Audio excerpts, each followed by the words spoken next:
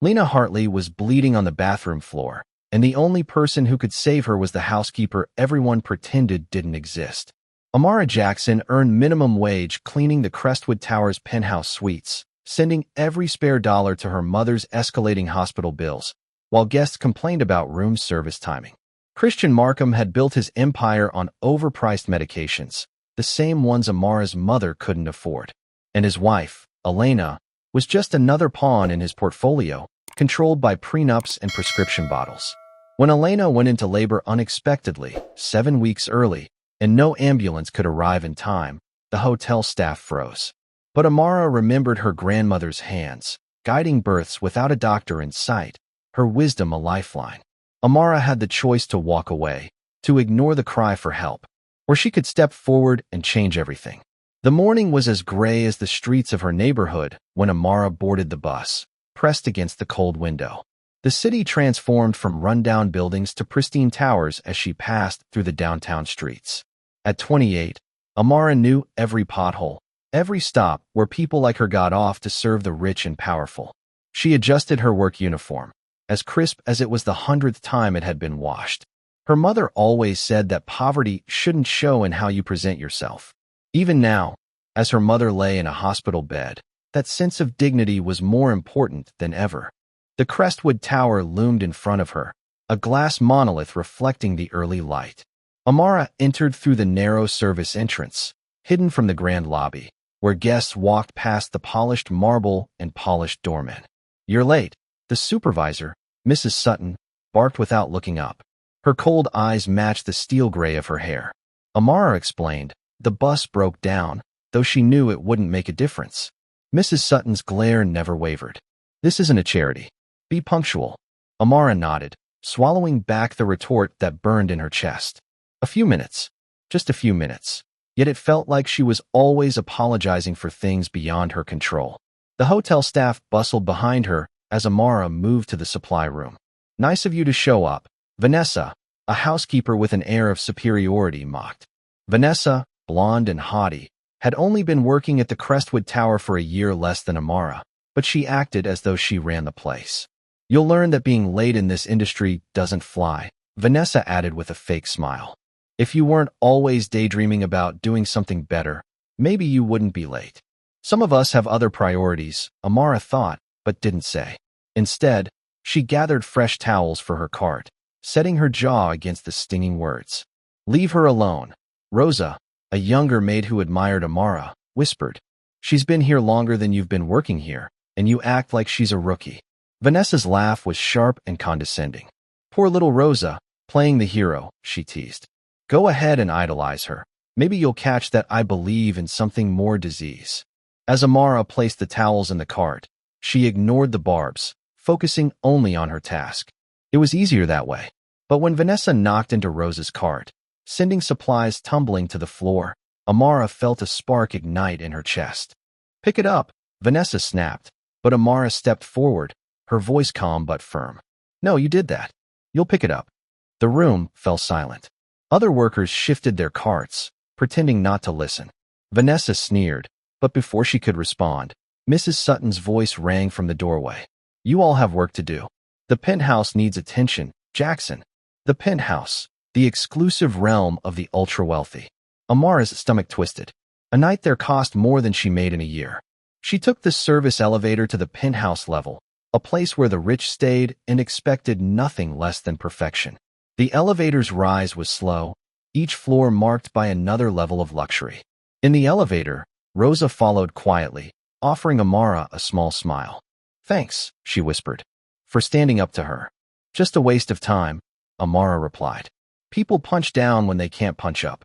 Rosa didn't say anything else, but Amara could feel her eyes on her.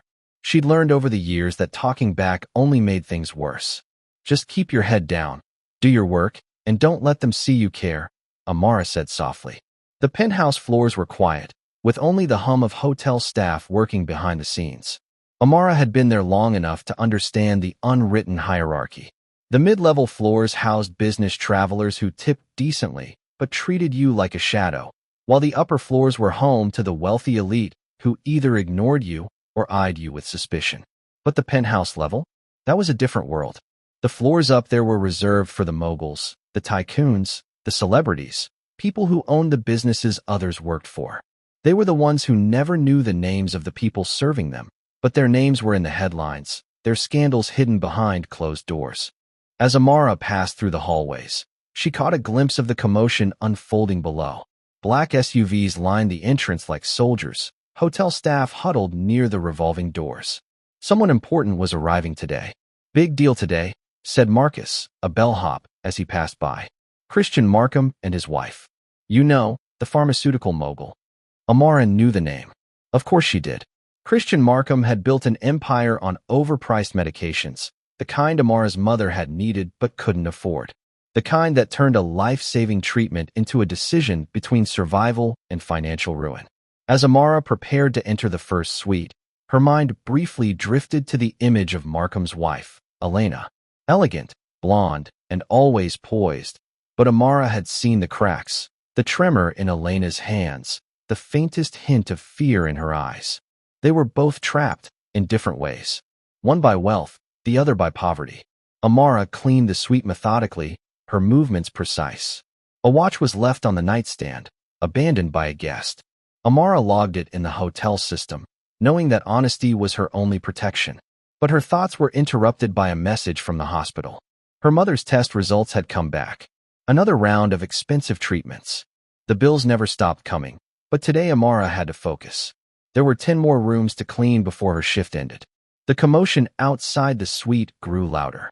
Amara peered out the window to see Christian Markham emerge from a sleek black car, his silver hair immaculately styled. Cameras flashed as he helped his wife out, the press eager to catch every image. Elena Markham's fragile, perfect smile was plastered for the world to see, but Amara noticed the small details. The trembling hand as Elena took her husband's arm, the tight smile that didn't reach her eyes, the way she flinched as he gripped her elbow a little too firmly. Quite the spectacle, Amara muttered to herself, but her words were drowned out by Mrs. Sutton's voice, sharp and disapproving. Jackson, focus. The penthouse suite needs to be refreshed for Mr. and Mrs. Markham. Amara quickly gathered fresh towels and set off toward the suite. As she worked, her thoughts kept returning to Elena. The medication bottles she'd seen left behind earlier, the way Elena had clung to them as if they were the only things keeping her steady. The world saw Christian Markham as a business tycoon, but Elena Markham, the glamorous wife, was just as trapped, though in a different cage. In the hallway, Amara could hear the voices of the Markhams arguing. Christian's booming voice carried to her ears. I don't care about the Tokyo meeting. Handle it. That's why I pay you. Elena's soft voice was pleading. You promised this would be a break for us. A trip to relax. Business doesn't stop, Christian retorted. We need to close this merger. His words were sharp, dismissive. And you're fine. Just take the meds the doctor prescribed and relax. We're here for a reason. Amara closed the door quietly behind her, finishing her work before heading back down the hallway. She was invisible here. That was her job, unseen, unnoticed. But today, something inside her stirred. Back in the staff room, Amara sat alone, picking at the sandwich she'd brought from home. The television mounted in the corner played a news segment about Christian Markham's latest acquisition, a company that produced generic drugs, now under his control. The reporter praised Markham for his business savvy. Amara's lips twisted in bitterness. The same drugs that could save lives, but only if you could afford them. Must be nice, Marcus said, sitting across from her. Money buys everything. Not everything, Amara muttered, glancing at her phone. Her mother's medical bills were piling up, and now there were more tests, more expensive procedures that they couldn't afford. She had been making payments for years, but it felt like they were never enough. Well, it sure buys a lot of comfort, Marcus laughed, but his tone wasn't unkind. Trust me, I'd rather be miserable in a Bentley than scrubbing toilets for minimum wage. Amara didn't respond, instead watching the screen as Markham's smiling face flashed across it. The world had no idea how many people suffered because of the system Markham had built. But Amara knew. She knew it all too well. Her phone buzzed again. The hospital. Final notice. Another round of treatment that couldn't be paid for. She bit back a frustrated sigh and stood up, gathering her cleaning supplies. I'm just a maid, she thought to herself. But something inside her began to change. She was tired of being invisible. The suite was silent when Amara returned. She knocked softly before entering, announcing housekeeping. But when she stepped inside, she found Elena sitting on the balcony, her back to the room, speaking quietly on the phone. "No, Mom, I can't leave him. You don't understand what he's capable of." Elena's voice was tight with fear. "The prenup, it's ironclad. If I leave, I get nothing. Less than nothing." Amara froze, knowing she should leave, but something kept her rooted to the spot. Elena continued speaking, unaware of her presence. "I'm high risk, the doctor says. The stress, the age, the previous miscarriages. He doesn't care. He just wants an heir. Someone to carry on his legacy. But I feel like I'm just another asset. Another acquisition." Amara's heart sank, and before she could stop herself, she stepped closer. Elena's voice cut through the silence again. "Please, don't tell anyone I called my mom. Richard's watching everything. He'll find out." Amara nodded, pretending she hadn't heard. She finished her work quickly, leaving without a word. But as she stepped into the hallway, her heart pounded. The silent understanding between her and Elena felt like a bridge being built between two worlds. One that was built on wealth and control, the other on silence and invisibility. And Amara was tired of being silent. The next morning, Amara arrived at work with the weight of the conversation with Elena on her mind. She walked through the staff entrance, her eyes briefly glancing at the front lobby. The hotel felt different now, as if the walls themselves could hold secrets. Mrs. Sutton was waiting for her, clipboard in hand. "I have an assignment for you today. The Markhams want their suite refreshed. I want it perfect, Jackson. No mistakes."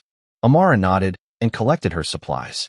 The idea of refreshing the suite where the Markhams stayed, where their lives, their drama, and their wealth seemed to be on display, made her stomach churn. But she didn't say anything. She didn't need to. She was invisible. Up on the penthouse level, she made her way down the hall, past the expensive artwork that adorned the walls, past the polished floors that reflected every step. The Markham suite was at the end of the hallway, the door slightly ajar. Amara knocked softly, then stepped inside. As she entered, she caught sight of Elena sitting at the desk, her hands trembling as she stared down at a stack of paperwork. Christian was nowhere to be seen. Elena looked up, her eyes briefly locking with Amara's before she quickly looked away. "Good morning, Mrs. Markham. I'll just freshen up the room," Amara said softly, careful to keep her voice steady and respectful. Elena didn't respond immediately. Amara went about her task, wiping down surfaces and folding towels, trying to focus on the work at hand. But her mind kept drifting to Elena's last words, the way she had spoken about feeling like an asset, a thing to be controlled, not a person. Amara knew all too well what that felt like. The bitterness of being invisible, the feeling of being stuck in a life that wasn't your own, the constant battle to maintain some semblance of dignity. Elena stood up from the desk, moving to the window, her fingers brushing the glass. "You've been here a while, haven't you?" Elena said quietly. "I've seen you around." Amara glanced at her, surprised.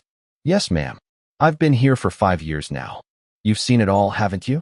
The people who come in and out. The way they treat you. The way we all pretend we don't see you, don't see what's really happening." Amara paused, unsure of how to respond. She wasn't used to being noticed by the guests, much less being spoken to like this. But something in Elena's voice made her feel like maybe she wasn't alone in this after all. "Maybe we're all just playing roles," Amara said, her voice low, "trying to survive in the world the way it is." Elena's eyes met hers again, this time with a glimmer of something, recognition, maybe, or understanding. But before either of them could say anything else, the door swung open, and Christian entered the room with an air of authority. "What's going on in here?" His voice was clipped, demanding, as if Elena had done something wrong by speaking to Amara. "Just having a conversation," Elena replied, her voice cold, but there was something different in it now, a hint of defiance. Christian didn't seem to notice. "I don't pay for conversations. I pay for efficiency. We need to be at the gala in an hour. The staff should be out of the room by then. Do I need to remind you how much this suite costs per night?" Elena didn't respond, and Amara knew it wasn't her place to either. She finished the last of her cleaning quickly, her movements automatic, her mind focused on nothing more than the job. But when she left the suite, a feeling of something unspoken lingered in the air between her and Elena. As Amara stepped into the hallway, the weight of the Markham's world seemed to follow her. It wasn't just their money or their influence. It was the way they used it to control everything around them, to manipulate the lives of people like her, to trap everyone in a world of their own making. Later that day, as Amara was cleaning another room, she overheard a conversation between two guests in the hallway. They were discussing the Markhams, specifically Elena's health. One of the guests was remarking on how Elena was always so frail, always sick, as if her entire existence was defined by her vulnerability. Amara paused, anger bubbling up inside her. She had seen the way Christian controlled Elena, how he made decisions for her, how he acted as if her health, her life, were simply part of the deal. No one, not even someone like Christian Markham, should have that power over someone else. Her thoughts were interrupted by Mrs. Sutton, who appeared in the hallway, looking her usual stern self. "Jackson, you're assigned to the penthouse tonight. The Markhams are hosting a private event, and we need it clean top to bottom. Do it right, or there will be consequences." Amara nodded, swallowing the response that threatened to escape her lips. "Understood, Mrs. Sutton." As she made her way up to the penthouse, she couldn't shake the feeling that something was off. There was too much happening behind the scenes, too many quiet conversations, too many guests who were in the know about things they shouldn't be.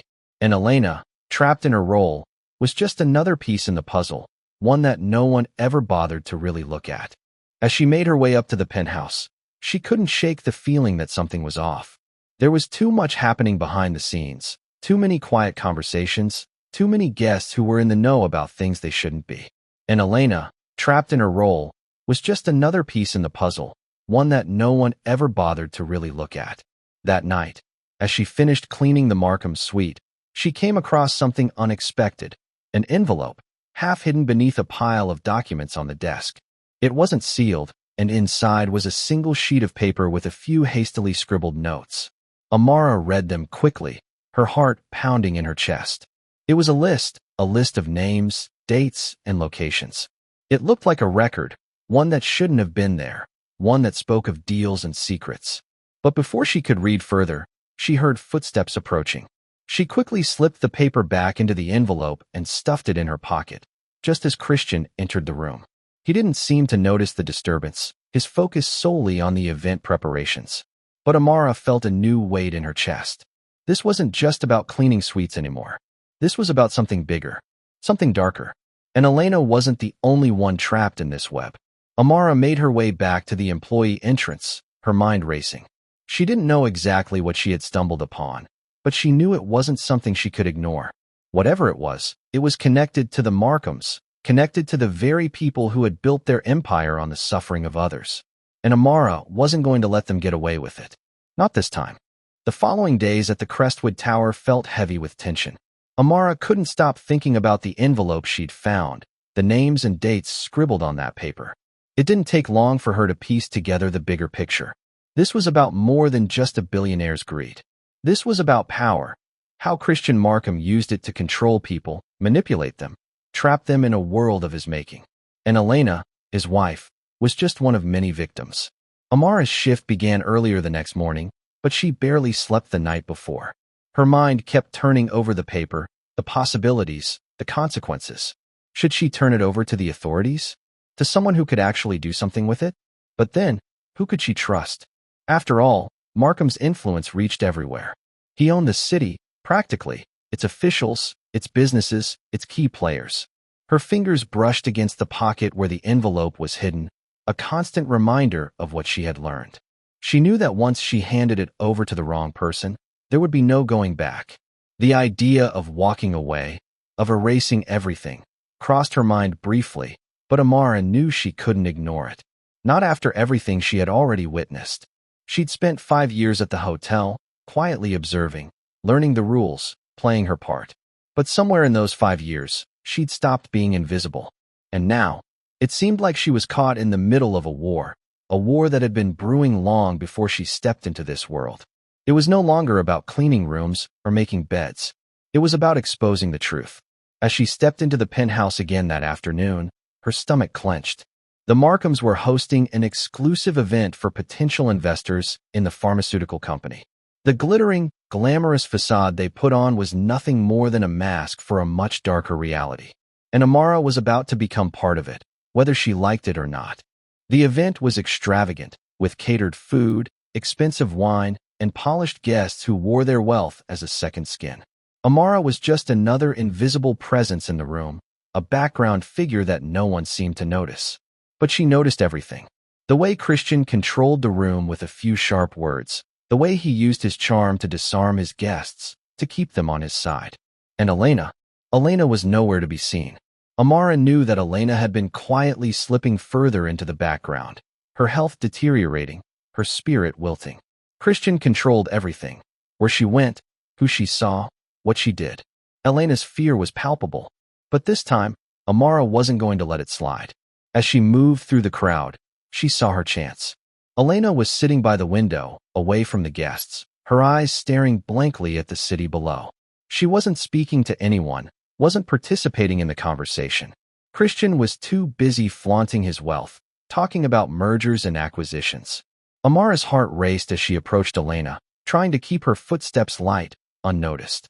She could feel the weight of the situation bearing down on her. If she made one wrong move, if Christian saw her, if the wrong person found out about the paper she was carrying in her pocket, it could all be over. Elena, Amara said softly, standing in front of her. Elena's head turned slightly, her eyes still clouded with exhaustion. What do you need? Elena's voice was hollow, a shell of the woman she used to be. I need you to listen to me, Amara said. She glanced around to make sure no one was watching. There's a way out, but you have to act before it's too late. Elena blinked, her expression unreadable. A way out of what? Out of this. Out of everything. You don't have to stay in this prison. Elena's lips trembled, but she said nothing. Amara's eyes flicked to the paper in her pocket. She could feel it burning there, its presence a weight she couldn't ignore. Christian's been lying to you. He's not the man you think he is, Amara said, her voice barely above a whisper. She gestured vaguely to the room around them. This is all just a front. He controls everything. He's been using you, Elena, and you don't have to take it anymore. Elena's eyes filled with tears. I can't leave. It's too late for that. No, Amara said, taking a step closer. It's never too late. You have the power to change your life. You just have to take that first step. Before Elena could respond, a voice broke through the moment. Is everything okay over here? Christian Markham's voice was smooth, but there was an edge to it that sent a chill down Amara's spine. Elena quickly wiped her eyes and turned to face him. Everything's fine. Just a little tired. Christian's eyes narrowed, his gaze flicking to Amara. Jackson, I trust you're keeping to your duties? Amara nodded quickly, stepping back. Yes, Mr. Markham. Just making sure everything is perfect for your event. He gave her a curt nod and turned his attention back to the guests. But Amara felt his gaze linger for a moment too long, as if he could see through her, as if he knew something was off. Amara knew that time was running out. The truth she carried with her, the names, the dates, the details, could change everything. But she couldn't do it alone. Later that night, as she finished her shift, Amara knew what she had to do. She couldn't keep quiet anymore. She couldn't let this continue. And if Christian Markham wouldn't see the truth, then she would have to show it to the world. The envelope was still hidden in her pocket, but now, Amara wasn't afraid of it anymore. She was going to do something with it.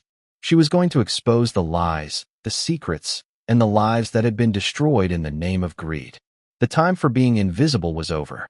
The next day, Amara woke up to a message from an unknown number. It was a simple text, but it sent a shiver down her spine. We need to talk. Meet me at the diner on 5th. It's urgent. Amara didn't hesitate. She had a feeling she knew who it was from. Daniel, one of the bellhops at the hotel, the one who had been discreet in helping her when she needed it most. She quickly texted back, I'll be there. As she walked to the diner later that day, her mind raced. She was about to make a decision that could change everything.